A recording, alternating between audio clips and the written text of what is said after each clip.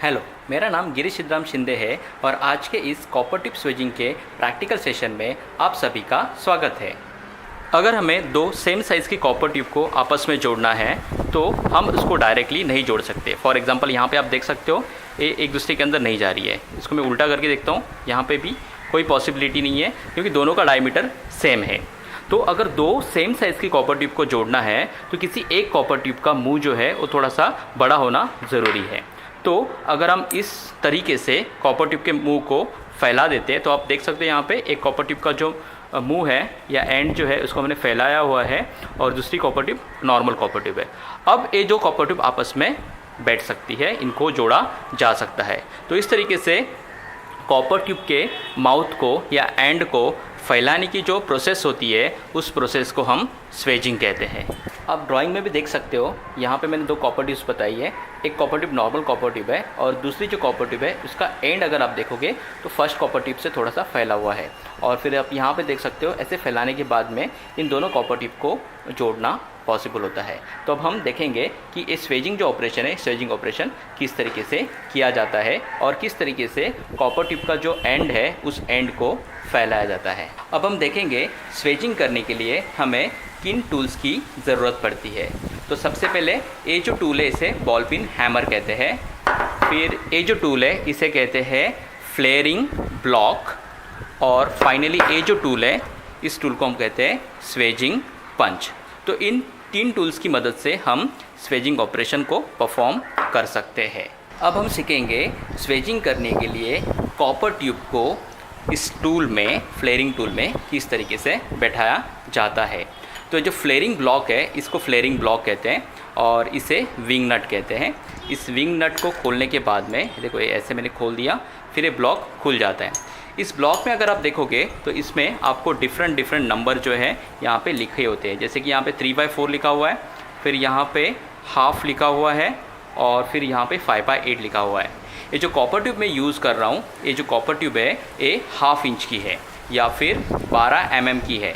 तो यहाँ पे साइज़ मेंशन की होती है, उस मेंशन की गई साइज़ के हिसाब से मुझे इस कॉपर ट्यूब को ऐसे इसमें प्लेस करना है और फिर विंग नट जो है इस विंग नट को फिर से लॉक कर देना है। तो ऐसे क्या हो सकता है, ये लॉक हो सकता है।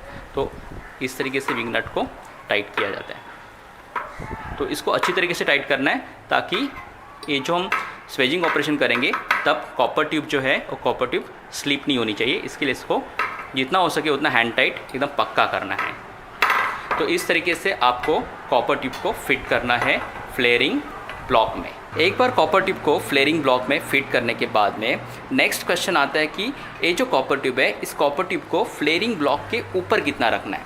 तो इसके लिए एक थंब रूल है, एक बेसिक लॉ है या बेसिक रूल है कि जो भी कॉपर ट्यूब का डायमीटर है उस डायमीटर से 3 mm जो है एक कॉपर ट्यूब फ्लेयरिंग ब्लॉक के ऊपर होनी चाहिए। फॉर एग्जांपल ये जो ट्यूब मैंने यहाँ पे यूज़ की है ये 12 mm की है और उसमें 3 हमें जोड़ देना है। जैसे कि मैंने यहाँ पे भी लिखा है, देखो इसको मैं जूम करता हूँ ताकि आपको आसानी से नज़र आए। यहाँ पे मैंने लिखा है outside dia of the tube plus 3 mm। इतना पोर्शन इफ़ आपका स्वेज होना चाहिए या फिर इतना पोर्शन जो है ये फ्लेयरिंग ब्लॉक के ऊपर होना चाहिए। तो उस हिसाब से देखा जाए तो कॉपर ट्यूब का जो डायमीटर है यहाँ पे वो 12 mm है और प्लस 3 mm ऐड करना है। इसका मतलब ये जो सरफेस है इस सरफेस से कॉपर ट्यूब 15 mm जो है वो ऊपर होनी चाहिए, तब जाके हमारा स्वेजिंग ऑपरेशन परफेक्ट होगा। अभी हम चेक करेंगे जो कॉपर ट्यूब जो है वो फ्लेयरिंग ब्लॉक के ऊपर कितनी है। तो यहाँ पे स्केल में देखने के बाद मुझे पता चला कि ये जो कॉपर ट्यूब है इस कॉपर ट्यूब का जो एंड है वो 25 mm के आसपास ऊपर आ चुका है। तो ये जो है ये एक्सेस है।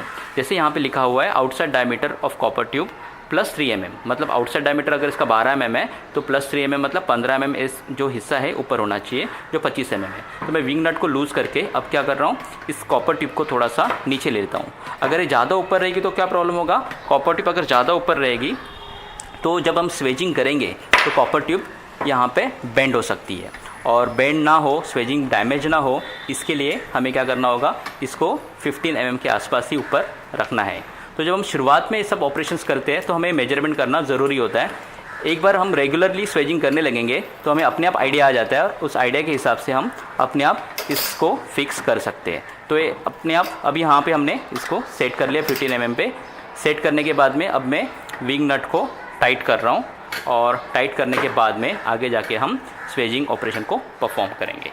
अब स्वेजिंग करने से पहले मुझे सबसे पहले पंच को सिलेक्ट करना होगा। तो अलग अलग साइज़ के पंच अभी मेरे पास अवेलेबल है। जैसे कि एक पंच है, तो इस पंच को मैं इंसर्ट करके देखता हूँ। ये काफ़ी छोटा पंच होता है इसको एक्सपांड करने के लिए, तो इसको यूज़ नहीं किया जा सकता। तो हमें प्रॉपर साइज़ का स्वेजिंग पंच यहाँ पे सिलेक्ट करना है। ये भी छोटा हो रहा है। फिर एक स्वेजिंग पंच है मेरे पास, इसको मैं यूज़ कर रहा हूँ, तो ये बिल्कुल भी इंसर्ट नहीं हो रहा है। ओके, ये एक्सेस साइज़ में कुछ ज़्यादा है। तो यहाँ पे और एक स्वेजिंग पंच है, आप देख सकते हैं यहाँ पे पंच को। तो इस पंच को मैं इंसर्ट कर रहा हूँ। देखो ये पंच है, इसका एंड जो है वो एंड यहाँ पे इंसर्ट हो रहा है। ओके, तो अब इस पंच को हमें यूज़ करना है स्वेजिंग ऑपरेशन के लिए। तो स्वेजिंग ऑपरेशन के लिए पंच को इस टाइप से इंसर्ट करना है।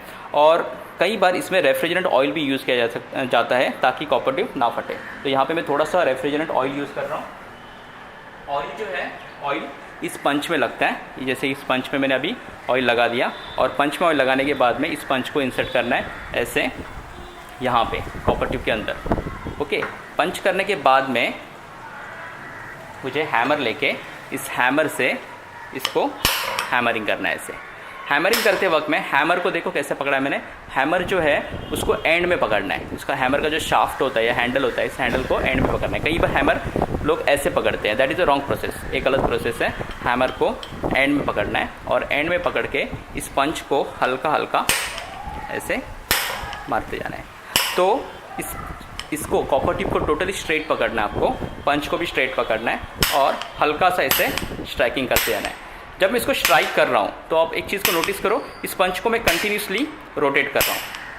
आप जितना स्लोली इसको ब्लो करोगे उतना आपका स्वेजिंग ऑपरेशन अच्छा होगा। आप एकदम फटाफट करने जाओगे, ज़्यादा ज़ोर से अगर ब्लो दोगे तो कॉपर ट्यूब फट सकती है। और आपको अगर अच्छी क्वालिटी का स्वेजिंग चाहिए तो आपको इस ऑपरेशन को धीरे धीरे करना होगा। धीरे धीरे पंच को रोटेट करके इस टाइप से आपको स्वेजिंग ऑपरेशन करना होगा। आप देख सकते हो यहाँ पे कि जैसे कॉपर ट्यूब जो है वो कॉपर ट्यूब धीरे धीरे फैलती जा रही है और स्वेजिंग ऑपरेशन होते जा रहा है। जब आप ब्लो करते जाते हो तो एक स्टेज आती है कि यहाँ पे आवाज़ में चेंज हो जाता है। मतलब ये जो पंच है, ये पंच यहाँ पे अटकने लगता है। ये जो फ्लेयरिंग ब्लॉक है यहाँ पे अटकने लगता है और एक साउंड आपको डिफरेंट आती है कि यहाँ पे पंच अटक रहा है। इसका मतलब यहाँ पे आपका ये जो ऑपरेशन है, ऑपरेशन कंप्लीट हो गया और पूरी ट्यूब जो है वो स्वेज हो चुकी है। ट्यूब स्वेज होने के बाद में आप पंच को बाहर निकाल दो और उसके बाद में ये जो ऑयल लगा हुआ है ना, ये ऑयल को साफ़ करना बहुत ज़रूरी है। क्योंकि ये जो लाइन से टोटली क्लीन होनी चाहिए, नहीं तो यहाँ पे फिर कचरा अटक सकता है या धूल मिट्टी इसमें चिपक के बैठ सकती है। तो इस ऑयल को भी साफ़ करना होता है स्वेजिंग ऑपरेशन करने के बाद में। अभी ये स्वेजिंग कंप्लीट हो चुका है, तो मैं अभी इस पाइप को या कॉपर ट्यूब को इस जो फ्लेयरिंग ब्लॉक है, इस फ्लेयरिंग ब्लॉक से अलग कर रहा हूँ। तो इसके लिए विंग नट को मुझे खोलना है। दोनों विंग नट को खोल के आप इसको ऐसे अलग कर सकते हो। अलग करने के बाद में सबसे पहले काम, जैसे मैंने बताया कि इसमें ऑयल लगा हो सकता है, उस ऑयल को क्लीन करना बहुत ज़रूरी है। अगर आप कॉटन वेस्ट यूज़ कर रहे हो तो देखो कॉटन वेस्ट के जो रेशे होते हैं वो अंदर ना फंसे।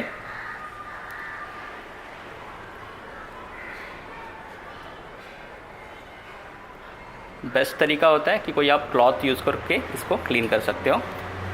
तो यहाँ पे इंश्योर करना है कि कोई भी ऑयल नहीं है और पूरा ये जो ट्यूब है, ये ट्यूब पूरी तरीके से साफ़ हो गई है, क्लीन हो गई है, नीट हो गई है। और फिर इसके बाद में ये जो जॉइंट है, ये जो क्रिएट किया हमने, इसे हम बोलेंगे स्वेज पाइप। अब इस स्वेज पाइप को हम चेक करेंगे। चेक करने के लिए सेम साइज़ का मैं दूसरा कॉपर ट्यूब ले रहा हूँ पीसेस का, और इस कॉपर ट्यूब को मैं यहाँ पे प्लेस कर रहा हूँ। तो आप देख सकते हो कॉपर ट्यूब अंदर ईजिली जा रही है। और इस तरीके से हम स्वेजिंग करके दो डिफरेंट कॉपर ट्यूब को आपस में जोड़ सकते हैं। स्वेजिंग करने के बाद में जो नेक्स्ट काम होता है, नेक्स्ट ऑपरेशन होता है, इसको ब्रेजिंग बोलते हैं। तो ब्रेजिंग करके इन दोनों कॉपर ट्यूब को बाद में परमानेंटली जोड़ दिया जाता है। Thank you for watching this video. अगर आपको मेरा वीडियो अच्छा लगा तो आप मेरे वीडियो को लाइक, सब्सक्राइब और शेयर कीजिए। और हम जल्द मिलेंगे एक नए टॉपिक के साथ में। तब तक के लिए गुड बाय।